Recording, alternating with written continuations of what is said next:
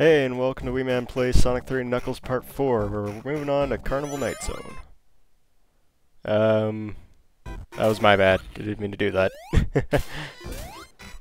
Alright, let's move on. Carnival Night Zone is probably one of the levels I like less than the others. And before anyone jumps on me and starts yelling about the barrel, no, it's not because of the barrel. It's because of shit like that. There is a lot of bumpers and springs and shit that's gonna get in your way and just make it hard to progress. Shit like this.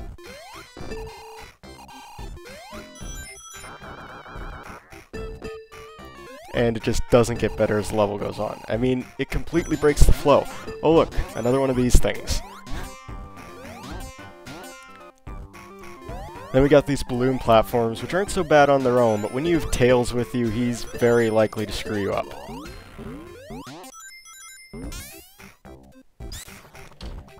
Yeah, well, so much for that. Yeah, I didn't mean to do that, but for some reason I couldn't crouch down and do my spin jump. Or spin dash. Oh well, I guess this will get me out of the level quicker.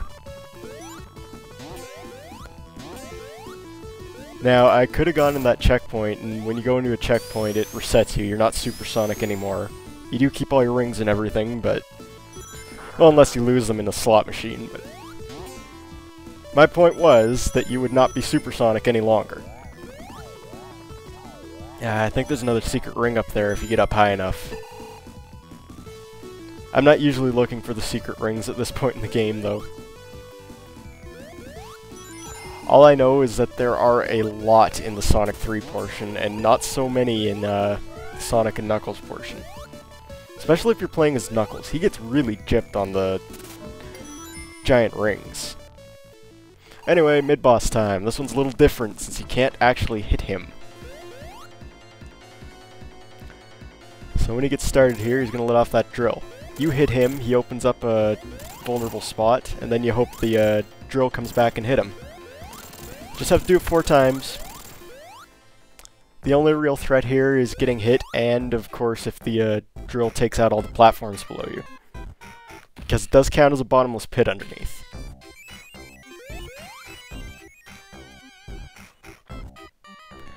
Well, that's Act 1 done. Now, in the Sonic and Knuckles collection, the PC port that I own, Carnival Night Zone is the first of 3 levels to have a different music track. And I'm not exactly sure if this was ever explained why it's like that, but it does. The other 2 are Ice Cap and Launch Base. And really, the music tracks aren't any better. I don't mind Launch Bases, but for Ice Cap and Carnival Night, I don't really like it. And that's saying something, because I'm not very fond of Carnival Night's music to begin with. It is certainly not my favorite level.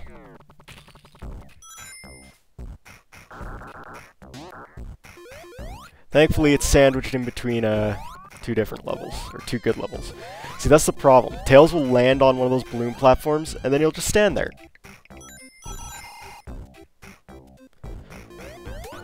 If you fall down there, you just go back to a bit earlier in the level. Nothing big. I just want the shield, because you can't transform into Supersonic if you've got the shield with you. Any kind of shield.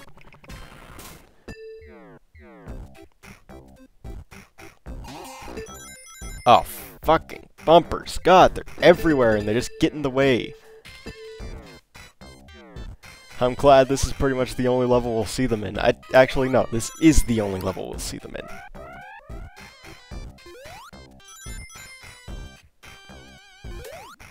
Yeah, okay, we'll see something similar in Death Egg Zone, but that's not for a long, long time. I haven't even played that far in yet.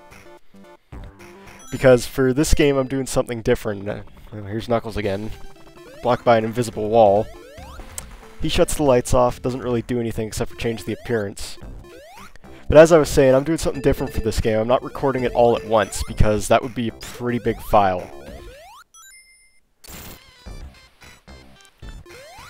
Like, Sonic 2 took me over an hour to beat. Sonic 3 is going to take me even longer because I'm doing 2 playthroughs with it. So I'm taking advantage of the save system and just recording 1 or 2 levels at a time, because usually the levels are long enough for one level per part. There's some shorter ones in the Sonic and Knuckles portion. If I wasn't talking about something else, I would have complained about that part there, because that is one of my least favorite parts in this level. So many springs. It gets easier once the water lowers, though. It's because your momentum carries a lot more when you're flying through the water.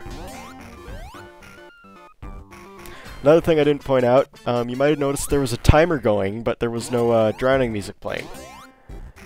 That's not a bug, it just, if the timer comes up and there's no drowning music, that means Tails is going to drown. Which really doesn't mean anything, because he'll come back in, within 5 seconds. If I could get up there, I could get a couple ring boxes.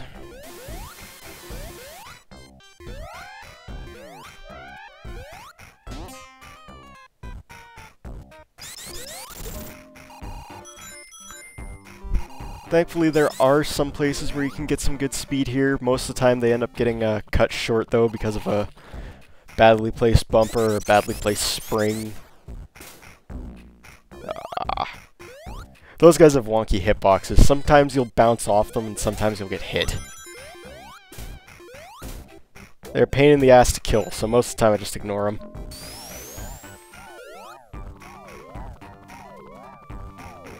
Hit the switch, lights come back on, you gotta spin dash out.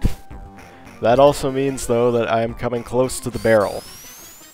Which is rather infamous in this game, because it screwed up a lot of people, and honestly, I can understand why. I'm not going to be one of those assholes who says, "Oh, I got it on my first try, I'm that good," because no, I didn't. So you move onto this barrel, you can't go back, and your first instinct is, oh, well, if I jump on it, it moves up and down, so I must have to go under it or above it. Well, it doesn't really work, especially when you have Tails screwing you up. So here's what you do. You jump on it once. That gets it moving. Then you hold up, and down, and eventually it works. There's nothing in the manual that tells you that, though. And since you jump on it first, you think, oh, well, that's how it's got to be. And you can get under there by jumping on it if you time your jumps right. That's how I did it the first time I ever got through here. It took a long time and a lot of effort and perseverance, but I did it. And because of that, I didn't realize that you could just press up and down for a long time. But then I learned it and I kind of felt like an idiot.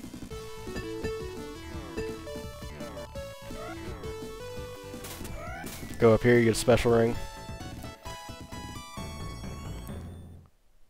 But yeah, there's no real issue with the barrel. After your like, the first time, yeah, I could understand why people have an issue with it.